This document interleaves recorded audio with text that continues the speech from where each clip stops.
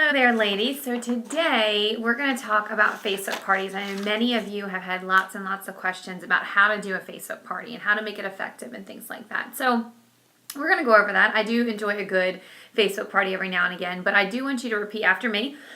Excuse me. I will not use Facebook parties to replace real life parties. Because a Facebook party is really just, it's an add-on. It's a casting of the net. It's seeing what can happen. It's let me see if we can make some new contacts. Or maybe you've got a group of women that are out of town. And so that's really what a Facebook party is going to be for. Or maybe just, I like to use Facebook parties a lot in the wintertime when we get snowed in. And I didn't plan on that. And I want to generate some sales. So there's lots of different reasons why you can have a Facebook party. But maybe new product integration, all those kind of things. But I just want to make sure that we understand that we're not going to stop holding regular skincare parties simply because we can do a Facebook party, okay? So a couple of things I wanted to tell you about that is you want to create a Facebook event, just like you normally would if you're going to have your kid's birthday party or whatever the situation may be. You just create an event. So you go to Facebook, create an event, and fill out the information. Of course, you want to make sure that you put a really nice cover picture on there and things like that, because that's what attracts women to the Facebook events, because they do get inundated with lots of different things. So that's the first thing. The second thing is picking your date. So it is important that when you're picking a Facebook date and time for your party, it is going to be a time when it's kind of an off time when people are just scrolling. So I want you, like Friday night, Saturday, not good for Facebook parties at all. You want to pick maybe like a Sunday evening or a Thursday evening, and I'll do mine most of the time at 8 o'clock or a little bit later. So 8 o'clock is usually when I start, because that's when people are finished doing what they're doing, because they're not going to stay home to participate in your Facebook event, if that makes sense. So it's just going to be one of those things, if they're around, they're going to jump on, and it just makes more sense for them to be able to just lay around and scroll on their phone to participate. So that's the first thing. The other thing I like to do is, some women like to spread it over a week or 2 weeks. I don't do that with my Facebook parties. I feel like people kind of forget what's going on. So I literally just do them for 1 hour. So if I did it on a Sunday evening, it would be from 8 to 9 o'clock. Okay. So that's the first thing. You can do it however you want. That's just what I've found, is to really have that time frame. You want to make sure that you put virtual in your invitation. So Susie's virtual Mary Kay party, or whatever you want to say, or, Susie's Facebook Mary Kay party, or whatever, just so that they know that it's virtual, because they're going to be looking at their calendar and being like, oh my gosh, Sunday night at 8 o'clock, or have you lost your mind? But virtual is really important because they just glance. They don't always see everything. So that's just a couple of preliminary things when you're setting up the event to think about. And what I do is, as far as because I'm only leaving it's only for an hour, I will leave the event up. So they can go back. Like if they miss it, they can go back. I don't tell them that initially, but usually you'll have some women like, oh my gosh, I missed it. I wanted to be a part, whatever. And I just don't know, no big deal. Like you're going to be able to go back and see it. And so just leave your event open a little bit longer, or they can go into their past events and things like that. So for the location, I always put your comfy couch, or you can put anything creative that you want to, but I just want them to know that they're going to be able to be home in their pajamas, that kind of thing. So that's good. And so here's the other thing. If you go on to our unit website, so it's www.mydirectorswebsite.com/MindyWynne, MindyWynne. And so there's a Facebook section on there, and I have some scripts. I personally prefer to do my Facebook parties in front of a regular PC computer. It definitely can be done from an iPad or whatever, however you want to work it. But there's some variables that I'm switching back and forth to different screens when I'm doing a Facebook event, and that just makes it so much easier for me. And so what you're going to do is you're going to create a script ahead of time. You do not want to be typing anything during this Facebook party except for answering questions. So the script must all be done ahead of time. So there's a couple scripts on our unit page, but I just want to let you know that it's always changing. The script is just going to give you an idea. You really need to copy and paste that into your own Word document, or if you're using a Mac, copy and paste it into Pages. And you're always going to be changing it because products change. The people that you're talking to change. Maybe they've never tried Mary Kay. Maybe they're your customers and you're trying to get them into new products. So you're always going to be adjusting what the script says. But for the most part, your outline's going to stay the same, if that makes sense. So I always start with a welcome post, and then I go into some products. I usually start with skincare, and then I go into color, and then I go into booking. So you'll kind of see the flow. So that's the first thing. And it doesn't have to be anything crazy clever. A lot of times smaller wording with more pictures is definitely better, but you want to give them enough information. So check out those scripts. They're older. I'm not going to lie. It's not been updated. I might be able to put a new one on there for you, something I've done recently. But you're going to get the idea, but you absolutely have to put your own personality in it, and it's just a description of the product. It's really not a big deal. The other thing is you need to have your pictures. So when I'm working, I have my Facebook up, and then I have my script document up, and then I have a folder that is labeled with my Facebook pictures.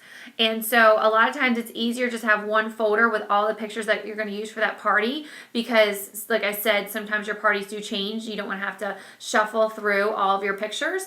And so simple, easy way to get pictures. Couple different ways. One, you can go to InTouch and you can go to online ordering, go to the product that you want. There's always a picture of that product. You can right click, save it to your computer, or if you're working on an iPad or something, screenshot it or save it however you want to save it. And that can be your picture. The other thing is Google images of what you're looking for. You can also go on Pinterest and find some pictures, but all this has to be done preliminary, okay, ahead of time. You definitely don't want to be doing this during the event. So once you kind of have some of these pictures, then you can just use them over and over and over again for all of your Facebook parties. The next thing I wanted to say is like discounts and things. I think in one of the scripts, maybe both of them, not real sure, maybe just one of the scripts that I have on Facebook that I offered discounts. And so me, normally the only way you ever get a discount from me is if you are having a birthday or if you are hosting a party. But if I am the hostess for the Facebook party, then I will go ahead and discount some things. Not a lot. You'll notice on there it's like less than 10%. Usually if it is, a $15 mascara, I might do, I don't know, $13 or something like that. So nothing too crazy, but enough to get them active and engaging in what I'm doing. Because if you think about it, if you're the hostess, there's no hostess credit whatsoever. You're not giving anything. You're not driving anywhere. Really it's just the time that you've put together to do your script. And the first time you do your script, that takes the longest. And then after that, it's much, much quicker.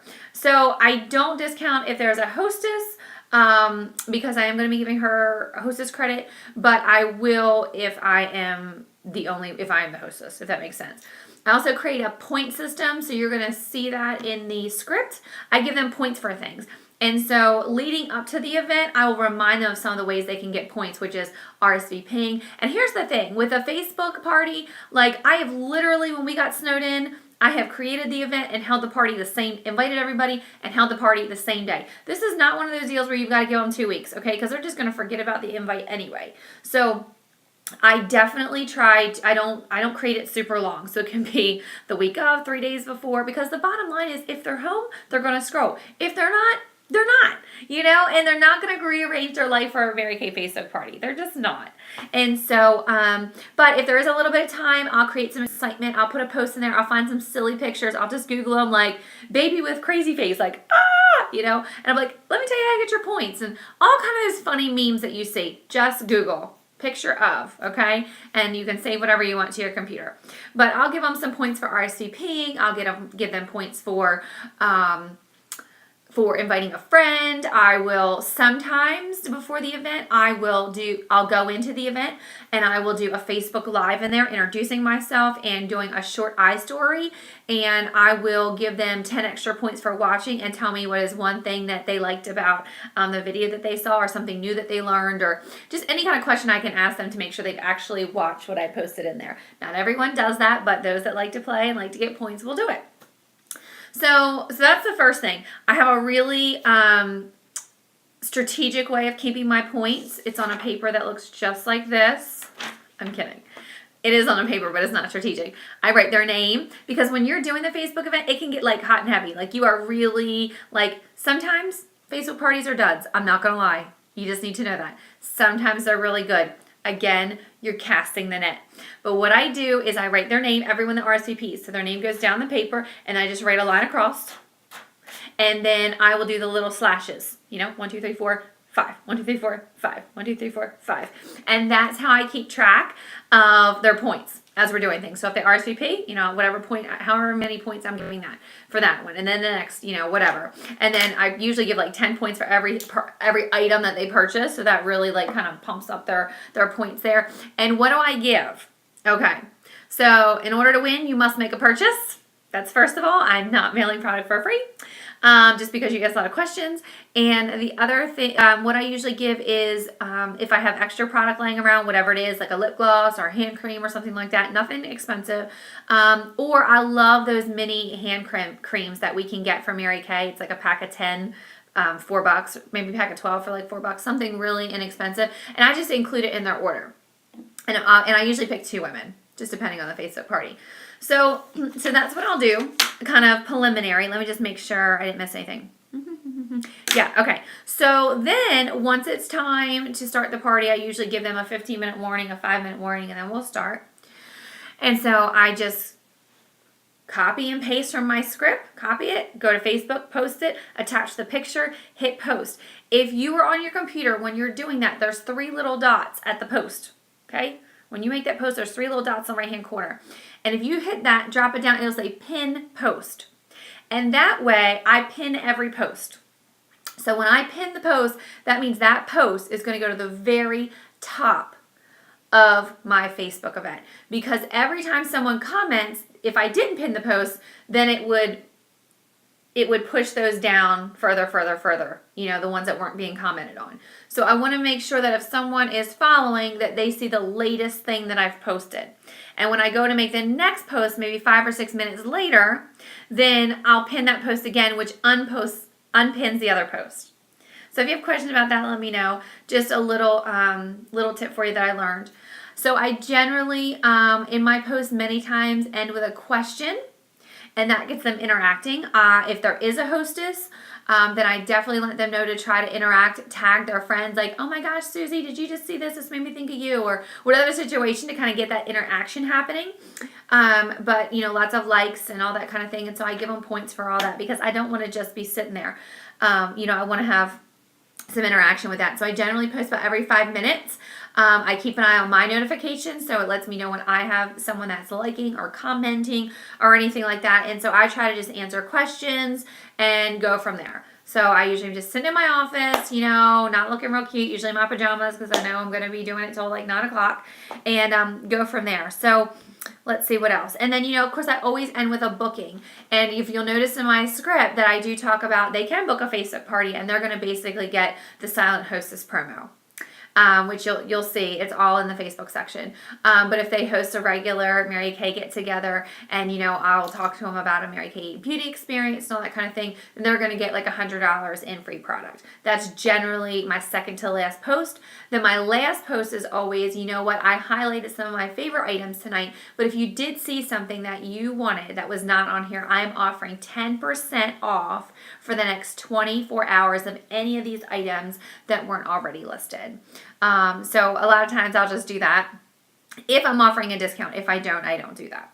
So I hope that helps. These are just some preliminary things to think about as you're doing it. If you need help with your script, let me know. But your script is generally going to be something that you're always tweaking. So let me know how you ladies make out. And I have had a lot of success with Facebook parties. But again, you're just casting the net, see what you're going to get, and follow up is super, super key.